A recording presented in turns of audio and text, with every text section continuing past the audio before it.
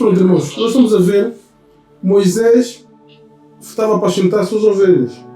Moisés não tinha o plano de ir como sumo sacerdote para o Egito buscar os irmãos dele que estavam a morrer afligidos como escravo. Se nós formos a ver, irmãos, quando Deus tem um trabalho para nós, vocês forem ver, aquela pessoa que é muito perseguida, que tem muita batalha, deixa uma coisa muito grande para ele ou para ela. Você for ver, o diabo não muda muito as estratégias dele. É só você começar a estudar um pouco, a pararmos no espaço, no tempo e apreciar. Satanás não muda muito a estratégia dele. Quando Jesus Cristo nasceu, qual foi o decreto que houve lá em Israel? Toda criança de 2 anos para baixo tem que ser quê? Morta. O que é que Maria e José fizeram? Tiveram que ir para o Egito. Quando Moisés nasceu, o que é que aconteceu? Qual foi o decreto que Satanás usou? Foi por um faraó, que é para o faraó decretar? Toda criança de 2 anos para baixo tem que morrer. Você for ver de Moisés a Jesus Cristo, em hebraico Moisés é chamado de Moshiach. E em hebraico Jesus Cristo é chamado de Mashiach. Mas com letra maiúscula, com letra maiúscula. Por quê? Porque a missão de Jesus Cristo foi totalmente diferente da missão de Moisés. A missão de Moisés foi tirar o povo do Egito e levar para a terra prometida. A missão de Jesus Cristo foi vir ao mundo salvar a humanidade. Então Moisés só perde para Jesus Cristo, porque a Bíblia diz que Moisés foi o homem mais manso e mais humilde da Bíblia. Então, você for ver, Moisés, quando Deus foi ter com ele, não foi ele que foi dizer eu quero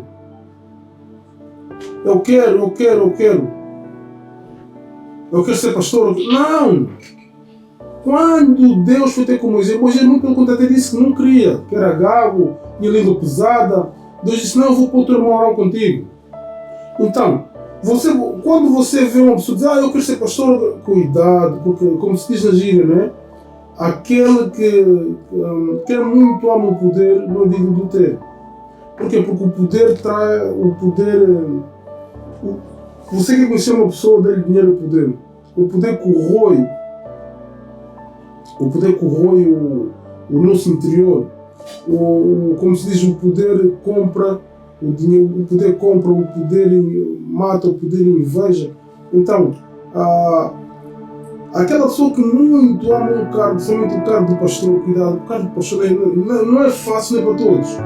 Nós vamos a ver, penso que dentro do tabernáculo só trabalhavam 4.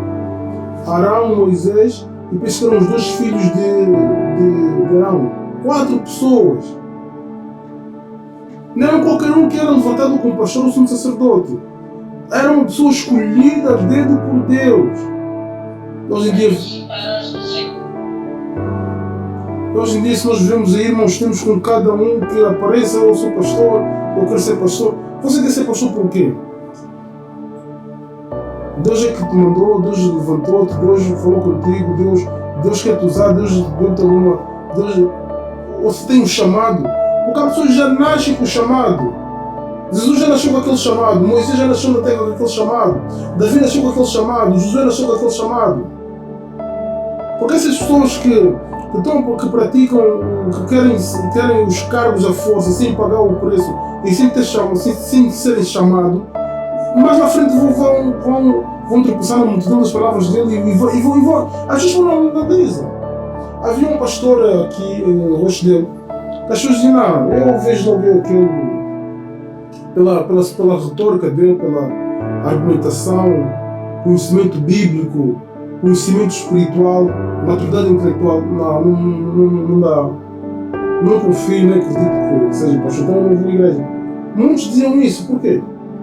Porque para as pessoas podem ser do mundo, mas põe-se um cinto, por favor. As pessoas podem ser do mundo, mas as pessoas também têm um pouco de consciência e conseguem chegar a certo patamar. Então, muitos pastores, quando não têm chamado, as pessoas não dão conta. Por isso é que o apóstolo Paulo dizia que a igreja tem que profetizar. Porque a igreja que não profetiza, ela se corrompe. Porque o pastor, quando é usado por Deus para profetizar na vida do irmão ou da irmã,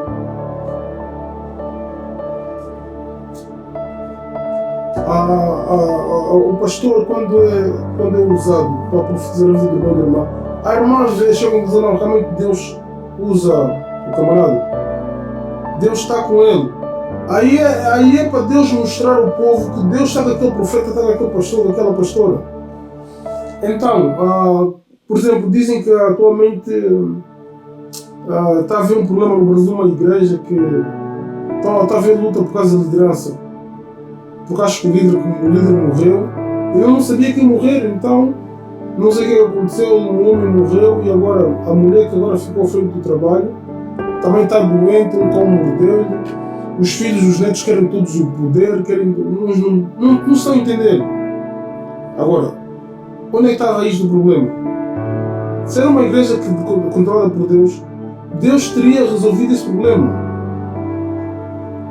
Deus teria falado com ele para levantar alguém. Porque se você for a ver, irmãos, Deus, antes de Moisés morrer, Deus levantou. Deus, o que é que Moisés falou com Moisés? Moisés fala com o nosso servo Josué. Porque nós fomos a ver, Josué não era da aliança do sumo sacerdote. Quem era da aliança do sumo sacerdote Josué, era Caleb. Se nós formos a ver pela linhagem, Caleb era quem devia assumir o cargo do sumo sacerdote. Mas o que é que Deus fez? Ele disse, não, levanta Josué. Então, se nós formos a ver, irmãos, independentemente da pessoa ter chamado ou não ter chamado, o respeito, Deus lá à frente vai tirar, Deus vai resolver, Deus vai saber como fazer. Como se diz, ninguém se esconde de Deus. Podemos nos esconder uns dos outros, enganar uns dos outros, mas ninguém engana Deus, nem engana Satanás. Porque Satanás e Deus são seres espirituais, estão a apreciar tudo, estão a ver tudo. Por isso é que a Bíblia diz que nós vimos envolto de uma nuvem de testemunha. Quem são essas testemunhas? É a onisciência. Quem é a onisciência? São os anjos, os demônios, os homens e Deus. Então tudo nós fazemos está a ser apreciado pelo mundo espiritual. Podemos enganar o nosso ser, o nosso irmão, o nosso cônjuge, o nosso familiar, mas a Deus ninguém engana, Satanás também ninguém engana. Então, quando você vê um líder que perdeu a autoridade, algo se passa. O próprio Moisés também, houve uma altura que Moisés começou a ficar nervoso com o povo. Antes Moisés pedia a Deus para matar o povo, depois chegou uma altura que o próprio Moisés é que já estava nervoso com o povo. Porque o pecado de Moisés foi quando Moisés bateu com a vara na rocha. A rocha significava Jesus Cristo, bateu com a vara com uma violência. Aí dizem os inteligentes da matéria, aí foi o pecado de Moisés. Então, irmãos, pastor ou pastora é para quem tem chamado. A opinião minha, você tem chamado, amém, exerça o cargo. Não tem chamado, exerça o cargo que você foi chamado. Há pessoas que vão morrer como diáconos. Há pessoas que foram consagradas a cooperadores, vão ficar cooperadores até o resto da vida. Há pessoas que foram consagradas a missionários, a presbíteros, a pastores. Mas tem que haver chamado, irmão. Não podemos entrar no mundo da ilusão. Porque se nós vamos entrar no mundo da ilusão, quando vamos fazer um trabalho de Deus que Deus não nos chamou, porque Satanás também sabe, Satanás está a apreciar tudo. Todo o pastor que é consagrado, Satanás está lá a apreciar a consagração. E Satanás já está a ver como é que vai derrubar esse pastor e essa pastora. Você não tem um chamado, você não tem conhecimento bíblico, você depois o Espírito Santo não está contigo, como é que você vai conseguir lutar? Porque os anjos conhecem as pessoas, há pessoas que são conhecidas no céu, na terra e no inferno. Como há pessoas que são conhecidas pelos demónios, há pessoas que nem são conhecidas pelos demónios. Há pessoas que são conhecidas mesmo na terra, como há pessoas que são conhecidas só no inferno e no céu. Daniel, quando está fora durante 21 dias, o que é que a Bíblia disse? Quando no 21º dia, o anjo quando desce, ele ajoelha e diz, Daniel, és muito amado da parte de Deus. Quer dizer que Daniel era conhecido, não sei porquê. Daniel mexia com as estruturas do mundo espiritual. Daniel estava a fazer uma confusão no inferno, que dizia, mas quem é esse homem que não está a ajoelhar perante a estátua? Tem que ajoelhar, senão mata. E Daniel que falava com Deus 3 vezes ao dia, orava 3 vezes ao dia. Onde está a chave? A chave está na oração. Então, irmãos, você tem um chamado, exerce a função. Não tem chamado, não faça isso. É o que eu digo muitas vezes, quando não tem nada para falar da parte de Deus, eu prefiro ficar calado, porque eu posso mudar o rumo da vida de uma pessoa para ir para o inferno ou para o céu em 5 minutos. E depois, Há pessoas que são campeãs de deturpar tudo o que nós dizemos. Amém, irmãos? Alguém quer falar alguma coisa? Não, está tudo bem, é verdade. A gente, quando somos chamados, não podemos levar a obra de Deus laxadamente, né? A palavra de Deus diz que, principalmente quando você é colocado na mão e é para fazer a obra de Deus com responsabilidade, perdendo respeito, né? Como eu vou fazer com a pessoa? Quer dizer, como tentar ajudar, porque a pessoa está lá fazer a obra, mas em compensação também você está fazendo para descobrir Deus sobre a pessoa. E Deus também vai abençoar. Então, a pessoa que vai para a igreja deve ter esse bom senso de levar a obra com responsabilidade. Porque o inimigo sabe que se você ficar firme, ficar lá e fazer as coisas de Deus, Deus vai te agradar.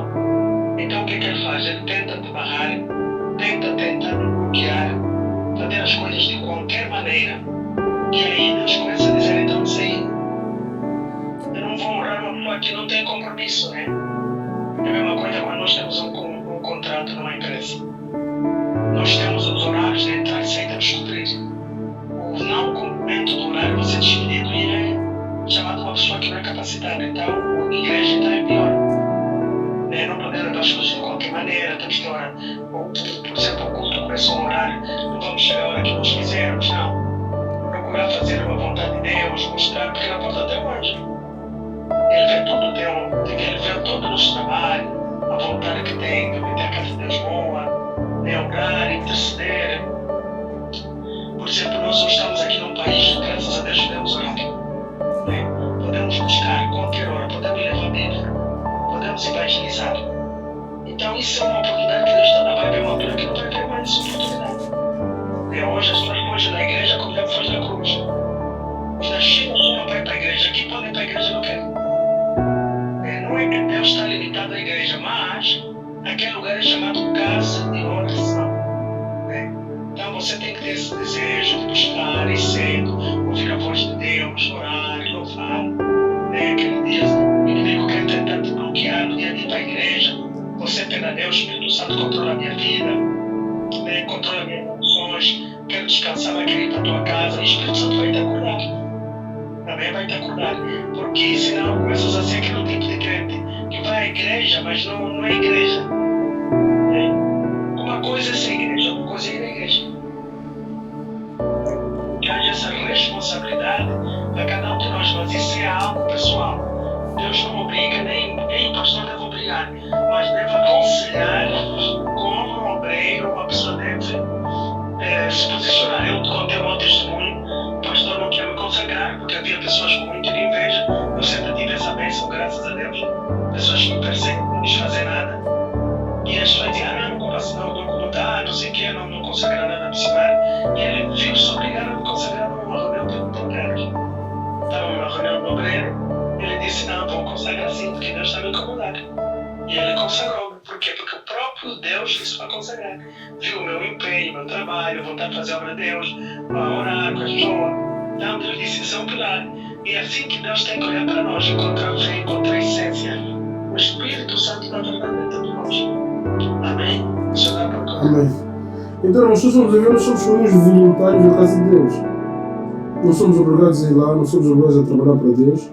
Nem você é obrigado a acreditar em Deus, nem seguir o caminho dele. Você segue se quiser, porque, como a Bíblia diz, nós somos o livre-arbítrio. Livre-arbítrio quer dizer que eu sou obrigado a seguir o caminho que eu achar que devo seguir. Se eu quiser ir para o satanismo, eu vou para o satanismo. Se eu quiser ir para o candomblé, para a macumaria, eu vou. Se eu quiser seguir o caminho de Deus, sigo. Nós temos o livre-arbítrio. O livre-arbítrio é que vai dizer que o que você quer seguir. Você automaticamente, quando segue o caminho de Deus, você é um voluntário e faça as coisas como o pastor disse, com amor, com zelo. Como a Bíblia diz, se nós não zelamos, não tratamos as coisas de Deus com amor, quem vai tratar? Quem vai dar essa atenção? O inimigo ele manda seus enviados na igreja, né? A Bíblia também diz que na igreja tem joio e tem trigo. E nesses últimos tempos, os infiltrados têm trabalhado muito. Olha a missão dos infiltrados. Espalhar as ovelhas. Entra com mentira, entra com engano, pega para aumentar a palavra da igreja, da frase coloca, cria para espalhar, não querem fazer a obra, mas querem atrapalhar, não ganham alma, não saem do seu conforto, não querem sair de casa para ir ganhar. Vão para a casa de Deus para espalhar os que lá estão. Já está bem? Não. Mas Jorge, se você for ver, o crente antigo é o crente que mais dá trabalho numa igreja. Ou ele trabalha, se ele não trabalha, ele vai destabilizar. O crente antigo é o crente que mais trabalha dá um pastor. Ele tem 15, 20 anos. Ele, se não trabalha, ele ou trabalha ou não trabalha. O crente antigo é o crente que mais trabalho dá num pastor. Vem com os vícios, com as pancadas, com as manias. Então vamos aqui. Os voluntários têm mais probabilidades de responder ao poder ou à autoridade?